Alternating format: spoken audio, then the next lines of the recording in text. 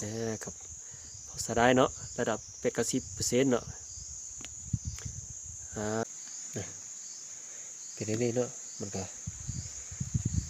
เอ็ดง่ายอยู่เนาะเป็นนี่เด้อสบายดีพี่น้องมือเพื่อนทุกคนมื้อนี้จิมาสอนสักคมแคมนะพี่น้องอย่าจ้องผู้หญิงเสียดอกนะนู่นน่ะกูอยู่ละเคลียนอรูอันแต่จะของน้องมาเราเตียสักคมแคนนะถ้าสิเป้มองหน่อยมาเป้ปาลุ่มเบ้หน่อยจิเป้กูอยากหาเตียอยากรู้ว่าตัวสต้องก็ถ้าถ่ายดวถ่ายวิดีโอถ้าอุทนอนอะไรก็ย้ายตัวนั่งว่าเนี่ยยอร้องนะเนี่ยยอร้องเลยจิเขาก็อยู่รอจิหนึ่งรุ่นหนึ่งเดะได้สีมดเสียนะเสียซื้อท่ออันนี้มาพี่น้องซื้อท่ออันนี้มาเนาะมาแล้วมันจีบเข้าเนาะกองของเขาเนี่ยมันจีบเข้าเนาะเพราะว่ากองมันจะใหญ่น้อยนึงเนาะใหญ่นิดนึงแล้วมาแล้วเอามาทูเนาะทูนายเนี่ยอันเวลาเขาซื้อมาแล้วมันก็ยาวกว่านี้นิดนึงเนาะยาวกว่านี้นึงแต่ว่ามันก็ได้ตักออกเนาะตักออกประมาณ2.5 ซังเนาะเพราะว่าตอนซื้อมาแล้วยาวสักหน่อยเนาะค่านี้ได้ตักออกเพราะว่ามันจีซื้อให้มันเพียงแค่นี้เนาะมันเรื่องกล้องมันกระตั้งของมันเนาะแต่ว่าสำคัญแล้วมันกล้องของFC หรือว่าเพื่อนทุกคนเนาะอาจจะมันแนะนำเกี่ยวกับกล้องเขาเลยเนาะเขาจะได้มันยังน้อยเนาะยังน้อยเราได้ถูได้ปรับอะไรขึ้นเนาะถูมันเยอะนิดนึงเนาะเยอะแล้วมันจึงเข้านี่เนาะ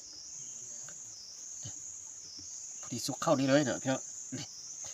พอดีแน่นเลยเนาะนี่แหละได้เนาะได้เลยขั้นตอนต่อไปเลยพี่เนาะ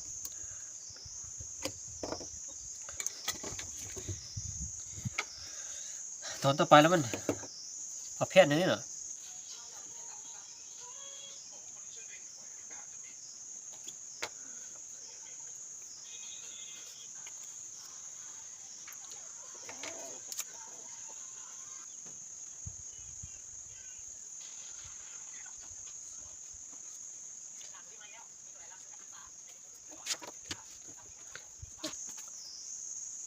เพศนี้นะเพศนี้แต่ว่าเขาก็ได้ตักแล้วได้แปลงแล้วเนาะเอาโทรศัพท์ของประเทศนี้เนาะมันเยอะซ้ำกับโทรศัพท์เขาเนี่ยเนาะมันเยอะเสมอเนาะหรือว่าก้อนจะได้อันนี้เนาะอันนี้มากับเขาก็เอาจากท่ออันนี้มาเนาะเพื่อนมันทุกคนเนาะเอาอันนี้มาเนาะเอาอันนี้มาแล้วเขาก็เอาไปรุ่นไฟเนาะรุ่นไฟแล้วเอาไปรุ่นไฟแล้วจึงมาแปลงเนาะมาแปลงมันเป็นเพศนี้เนาะตอนทำบิดเลยก็ใส่เตะท่อนี้พี่น้องบางนี้เราเจาะเนาะเจาะตามผู้เขาก็เจาะวงในเนาะวงในเพราะว่าอันนี้มันเข้าเลยเนาะเขาก็เจาะเตะไข่วงในนี่เนาะเนี่ยติดตามเขาเย็ดละเอียดแล้วจิบมันประกอบเขาเบิ่งเนาะ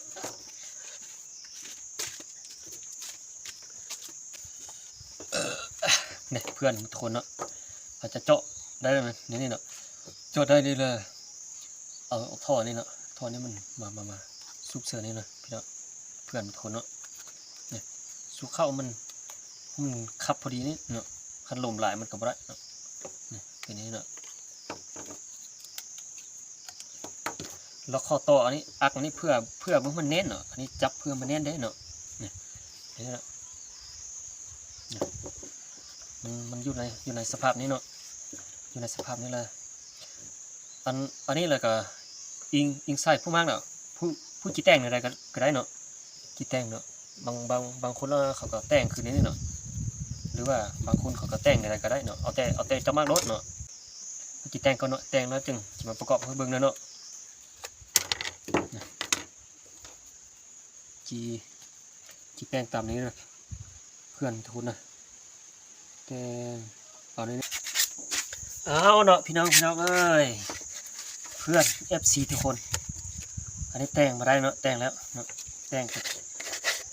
จีบุสวยบุงามเนาะแต่ว่าเอาแต่ผู้มักเนาะอันนี้ก็แต่งในนี้ก็ได้เนาะอันนี้ก็ได้หรือว่าแต่งนี้ก็ได้เนาะเอาแต่ผู้มักนะ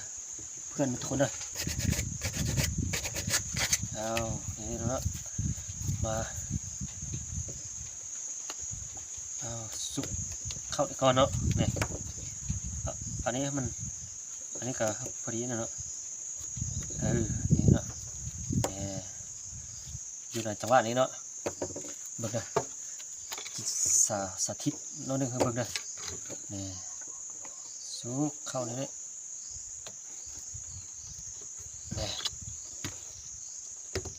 เป็นนี้เนาะนี่ใกล้เคียงกับที่เป็นแล้วเนาะ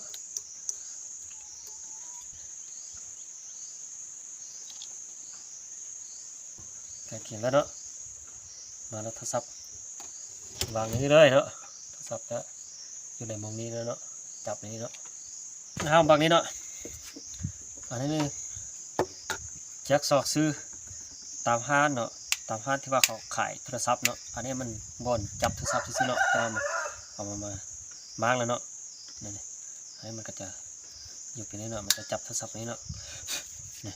จะจับนี้เนาะจะจับนี้เอามาเป๊ะเนาะกองอันนี้มันครึ่งคูนี่เนาะจะครึ่งนี่ถือว่ามันจะบวกครึ่งกับย่ามันเนาะเอากันเลื่อนไปเลื่อนมานี่เนาะนี่แบบนี้เนาะนี่พอดีเลยเนาะพอดีเนาะตักข้อนี้ให้มันพอดีเนาะพอดีนี่ให้มันหนาสักนิดเนาะมันเพียงเดียวเลยเนาะนี่เพียงเดียวนั่นแหละเอาตั้งโทรศัพท์มันโทรศัพท์พอดีเพียงนี่เนาะพอดีเพียงแล้วมันจึงงามเนาะนี่แบบนี้เนาะมันเลยเขาจีแทกแล้วเนาะแทกโทรศัพท์บอลจับนี่เนาะเพื่อมันถือบอลปุ่มปิดเปิกนี่เนาะนี่เป็นนี่เนาะที่แนะนำเนาะนี่อันโทรศัพท์นี่เพื่อมันถือบอลปุ่มปิดเปิกวอลหรือว่าเสียงขึ้นเสียงลงนี่นี่มันคือนี่เนาะคือนี่โอเคนี่เนาะปุ่มปิดเปิกเนาะจะหมายนี่เนาะจะหมายบนขี้กันนี่เนาะอยู่ในนี้เนาะจุดข้างๆเนาะ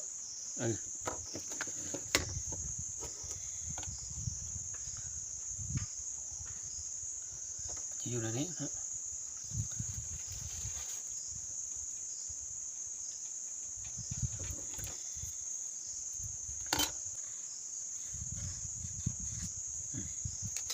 การตัวนี้เพื่อนสายเนาะแต่งได้แล้วเนาะเนี่ยเป็นนี้เนาะเจาะคูนี่เนาะเพราะว่าเป็นท่อ PCP นี่เนาะวิธีเจาะมันก็ง่ายๆเนาะมันเป็นเล็กเนาะมันเจาะง่ายอยู่เนาะมันจะบ่งงามไปเลยเนาะเพื่อนเนาะเอาแต่ผู้มากเลยเนาะเอาแต่ผู้มากเลยจะบ่งงามไปเลยเนาะเพื่อเป็นอะไรก็ย่ำมันนะเพื่อปิดวิธีเนาะ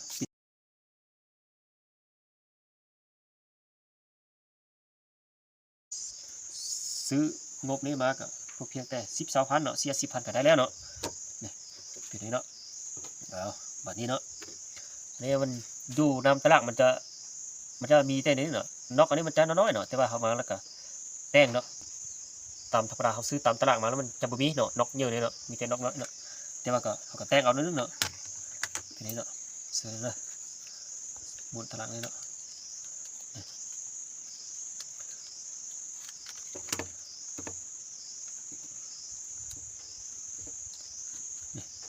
เป็นนี้เนาะโอเคได้เนาะก่อนนี้เขาได้แล้วก็เอาเกาติดซะมันก็แน่นเนาะเป็นนี้เนาะเนี่ยเป็นนี้เนาะการเขาอยากเลื่อนลงเนาะก่อนนี้เขาปรับเนาะวิธีเขาปรับเนาะปรับก่อนนี้กล้องเนาะเนี่ยเลื่อนขึ้นเลื่อนลงนี่ก็ได้เนาะเนี่ยเอาคันว่ามันเป็นนี้เนาะเขาก็ปรับอันนี้เนาะเนี่ยเขาก็ปรับนี่มันเลื่อนนี่เลื่อนลงนี่เนี่ยเลื่อนขึ้นเลื่อนลงนี่ได้เนาะเนี่ยเอาสมมุติเนาะเนี่ยยังไม่ได้หันนอกเนาะอันมาเลื่อนนี้แล้วคันว่ามันบุกเครื่องนั้นก็นิ้วนี้มาได้ดินี่นิ้วนี้ได้ปรับง่ายๆเนาะคันว่าสร้างเลยเนาะวันนี้เราได้ละเห็นไหมกรอบเลยเนาะนี่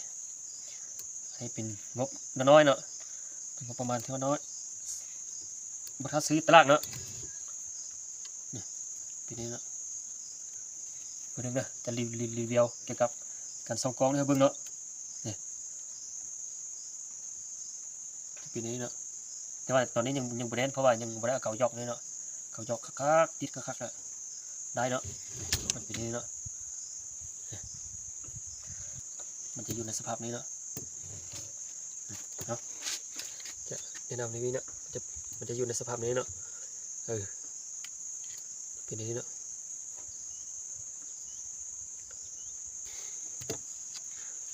มันจะง่าย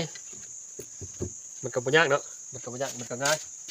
เนาะเพื่อนมุทุกคนหรือว่า FC ทุกท่านเนาะอันนี้ก็ถือว่าประกอบแล้วเนาะแต่ว่าที่มาทวงคืนหรือว่าแนะนำคืนไหมเนาะจะค่อยประกอบทีละสิ้นทีละเล็กทีละน้อยเพื่อนมุทุกคนเนาะเพื่อมันเข้าใจฮู้น้ำไซเนาะหรือว่าฮู้ประกอบฮู้สร้างเนาะประกอบหรือว่ามาคืนแล้วจึงจะประกอบคืนคักๆเพื่อนทุกคนเนาะมันก็ง่ายอยู่เนาะมังได้แล้วเนาะจะมาประกอบให้เบิ่งทีละขั้นตอนเนาะทวงคืนให้มันละเอียดเนาะเพื่อที่ว่า FC ท่านเนาะที่ว่าไปสร้างให้มันได้เองเนาะอะไรที่ว่าโอ้สนใจอยากได้แล้วก็สร้างก็ได้เนาะอันตอนทวิตซื้อตามตลาดมามันก็จะยาวสักนิดเนาะยาวแต่ว่าอันนี้ก็เอามาดักมาแปลงมาตักแล้วเนาะแต่ว่ามันก็จิบบ่เข้าเนาะบ่เข้าแต่ว่าเอามาถูกข้างในนี่เนาะเอากระดาษใสเนาะกระดาษใสนี่ปั๊บถูกเลยเนาะหรือว่าเอาปลายมีดเนาะเอาปลายมีดนี่กวกนี่ก็ได้ค่อยๆกวกค่อยถูกให้มันเข้าเนาะเพื่อให้มันลมไหลมันก็ยากเนาะนี่พอดีแปลงพอดีคักเนาะพอดีแน่นดูเนาะนี่มันก็จิบบ่ตกเนาะที่นึงเนาะที่สองแล้วมันท่อเนาะท่อนี่ให้มันซอกท่อมันเข้านี่เนาะนี่มันเข้าในนี้เนี่ยคือเข้าในรถเนาะที่สามแล้วมันท่อนี้มันก็ยาวแต่ว่าตักออกเนาะมันก็ยาวตักออกแต่ว่าให้มันเสมอนี่เลยเนี่ยอันนี้มันเสมอนี่เลยเนาะเสมอนี่เลยเสมอเนาะเพียงปั๊บนี่มันจะงามเนาะสุกเข้านี้บ่เป็นนี้แล้วแพทย์อันนี้เนาะแพทย์อันนี้เลยก็เป็นท่อนี่คือเดียว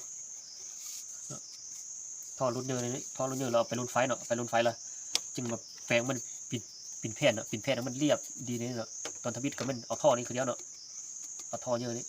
มากับไปรุ่นไฟเลยยึดปิ่นเปียกมันงามเลยนี่เนาะรุ่นไฟเนาะมันเลยเจาะหูเนาะเจาะหูนี่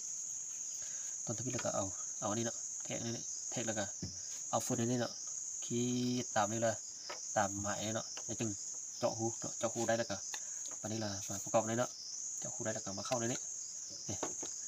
เข้าในนี้แล้วเอาท่อนี้เนาะท่อนี้ซุกเสือนี่นี่เนาะหลังจากนั้นเนาะคือว่าเขาเอ็ดคำว่าได้เนาะได้เราเขาจะใส่กาวนี่เนาะกาวสองอย่างนี้เพราะว่าเป็นกาวจีนกาวผสมนั่นเนาะติดมันจังยุเนาะเอามาติดเนาะมาติดนี่แต่ว่าเขาจีบติดให้เบิ้งเนาะแต่ว่าเขาก็จีปิดกันแน่นอนเนาะติดข้างในนี่เนาะเอากาวสองเนี่ยนี่ผสมเสร็จแล้วก็ติดเสือติดจอกในก้อนมันแน่นมันแห้งดีเนาะหรือจังแปลงอันนี้ให้มันได้ละเอียดก้อนเนาะจังว่ากรอบเสือเนี่ยทีนี้เนาะ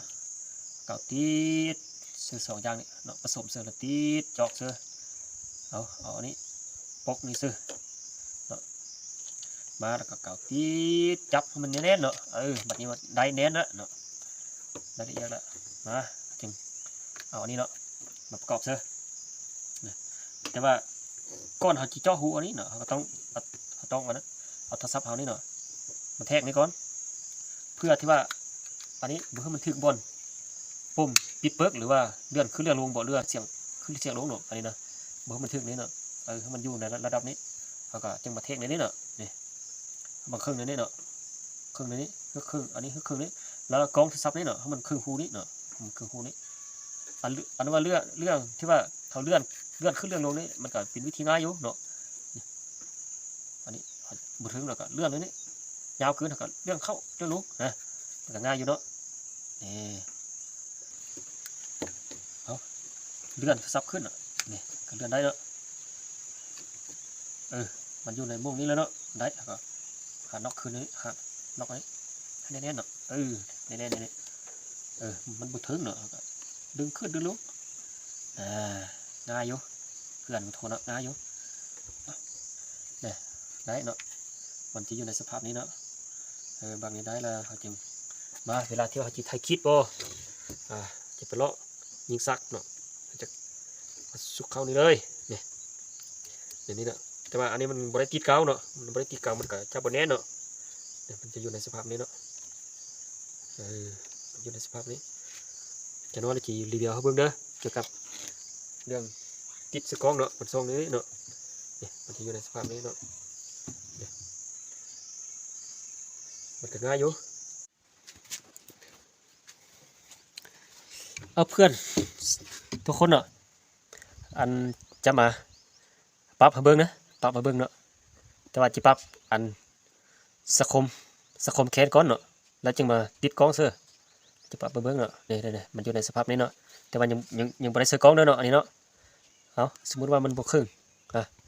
มันบ่ครึ่งเนาะเฮาก็ตรูลงเนี่ยคอยปรับเลยเนาะเนี่ยบัดนี้ครึ่งแล้วเด้อครึ่งแล้ว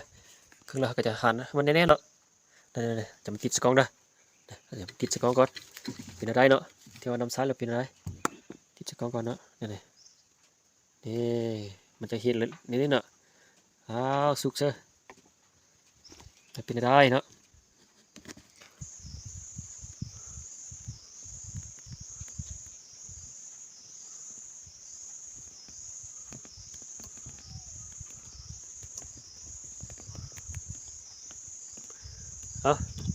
มันจะอยู่ในระดับนี้เนาะเพื่อนทุกคนเนาะกล้องกระซากแล้วเนาะมันจะอยู่ในนี้ซะเนาะจิบประมาณขนาดนี้เลยเนาะ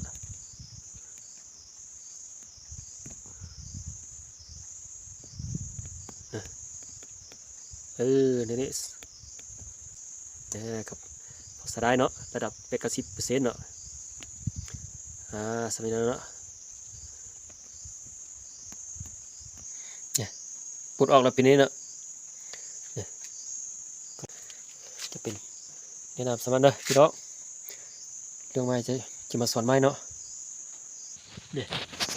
เวลาเทียบปลดออกมันจะเป็นนี้เนาะเวลาปลดออกเนาะจะเป็นนี้เนาะเป็นนี้เนาะเป็นนี้เนาะมันก็เฮ็ดง่ายอยู่เนาะเนี่ยจะเป็นนี้เนาะเวลาที่ว่าเขาหินนกบ่หินเพลือบ่ฟอกบ่เนาะก็หินฮอตหรือว่าเขากับเอาไปแล้วก็ติดพร้อมเลยก็ได้เนาะสุกเสือนี่เลยสุกเสือนี่เลยเนาะแบบนี้เนาะนี่ปิดเปิดโทรศัพท์เสือสักเตอแล้วก็ติดนี่ยิงเลยเนาะเป็นนี้ได้อะไรเนาะนี่เป็นนี้